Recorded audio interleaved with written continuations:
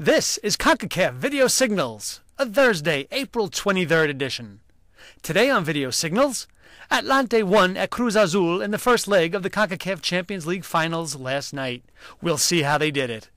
Host Mexico made a very bright start to their Concacaf Under-17 Championship campaign yesterday.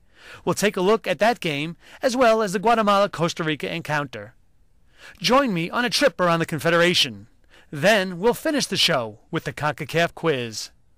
We start at the Estadio Azul in Mexico City, where Atlante took a major step toward its first CONCACAF club title in 26 years, scoring twice in the first half and beating fellow Mexican side Cruz Azul 2-0 last night in the first leg of the CONCACAF Champions League finals. The defeat was Cruz Azul's first at home in the competition, where they had previously proven to be dominant. For Atlante, the win was its second in 6 CCL away games. Los Potros opened the scoring in the 17th minute when Fernando Navarro, just outside the top of the area, sent the ball deep to Rafael Marquez Lugo, who returned the ball with a flick of the outside of his right heel.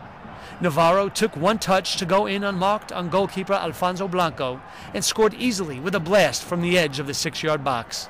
7 minutes later, Marquez Lugo used his speed down the left flank to get clear, sent a low rolling cross through the area that Luis Rey dummied, and Christian Bermudez finished into an open net at the back post. Cruz Azul had more of the play in the second half, but was unable to capitalize on chances by Cesar Villaluz, Luis Angel Landin, and Javier Orozco. The second leg takes place next Wednesday in Cancun. Cruz Azul is 3-0 in the Champions League following a loss, while Atlante has conceded only 3 home CCL goals. Video Signals will be there to bring you all the action as the first ever CONCACAF Champions League comes to an exciting conclusion. Group B play at the CONCACAF Under-17 Championship started yesterday with a doubleheader at the Estadio Caliente in Tijuana, Mexico. Guatemala and Costa Rica played to a 1-1 tie, while Mexico outdistanced Trinidad and Tobago 7-0. In the first match of the day, Costa Rica took a 38th-minute lead through Joel Campbell. The Saprissa player deflected a David Vega pass to near the penalty spot. Campbell poked the ball with his right foot while sliding towards the goal. His shot sailed past Guatemala goalkeeper Eddie Garcia into the left side of the net. Marvin Ceballos knotted the score in the 75th minute when he took a pass from Kendall Herate and sent a right-footed shot from just inside the penalty area past Costa Rica goalkeeper Ricardo Rojas into the lower right corner of the net. In the nightcap, Mexico scored 3 times in the first 29 minutes, handing Trinidad and Tobago its largest ever defeat in a CONCACAF Under-17 finals, winning by the final score of 7-0. The victory was Mexico's largest at this level since defeating Haiti 7-0 in 2001. Carlos Campos opened Mexico's goal account in the 4th minute. 19 minutes later, Martin Galvan scored the first of his 3 goals with a penalty kick. Victor Magnon completed the first half scoring in the 29th minute. It was more of the same in the second half, with Galvan scoring twice more, while Luis Tellez converted a 52nd-minute penalty, and then Salvador Yasso completed the Mexican scoring in the 83rd with a shot that sent the capacity crowd into a celebration. After yesterday's games, Mexico tops the Group B table with 3 points. Costa Rica and Guatemala are tied for second, while Trinidad is in last. Mexico can clinch a place at the FIFA U-17 World Cup and a spot in the CONCACAF semifinals with a win over Guatemala tomorrow.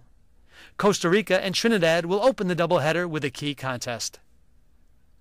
Group A play continues today with another doubleheader as Honduras plays Cuba in the opener, followed by a North American derby between the USA and Canada. An American win puts them in the FIFA U-17 World Cup as well as the CONCACAF semis. You can watch all the games on a delayed basis at Concacaf.com. Now, let's see what's happening around CONCACAF. Yesterday, defending champion and host Mexico was drawn into the same group with returning finalist El Salvador as well as Canada, establishing Group A for the CONCACAF Beach Soccer Championship. The 2-time defending champion United States was placed in Group B with the Bahamas and Costa Rica, which is still seeking a first trip to the Beach Soccer World Cup. The USA, which failed to qualify for the World Cup for the first time in 2008, will open the 5-day event on April 29th against the Bahamas, with Mexico to play Canada in the nightcap of the doubleheader at Puerto Vallarta's Unidad Deportivo Agustín Flores. The first round of league play will determine who advances to the semifinals on May 2nd, the winners of which will qualify for the Beach Soccer World Cup in the United Arab Emirates in November. The Concacaf title match is set for May 3rd. And that completes our brief trip around the Confederation. Now it is time for today's Concacaf quiz. Yesterday, we asked if you could name the year in which current Cruz Azul head coach Benjamin Galindo led the Concacaf Gold Cup in scoring while playing for the Mexican national team. Thanks to everyone who sent in an email.